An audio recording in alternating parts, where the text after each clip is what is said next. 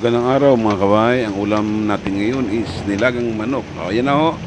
Ah, Pinalabas ko na yung mantika ng manok. Then, nilagay ko na yung mga ricados, bawang, luya, bawang sibuyas. Yan o. Tinabi ko lang yung manok. Okay? So, ginisa-gisa ko rin sa kawali. Yan.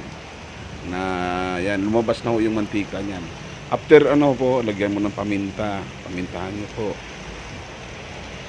And pagkatapos pag may paminta na siya, kutsa-kutsain mo siya. Ipatong mo yung manok sa mga ricado. Then sabawan, lagyan mo sa baho para lumambot. Yan, sabawan siya ng tubig. Nung lumambot na po siya, ilagay mo yung tangkay ng kangkong. Yan. Tapos pag malambot na ho yung lumabas na ho yung karne, malambot na ho yung karne, lagay mo na yung kangkong. Then patungan mo ng pitsay. Yan.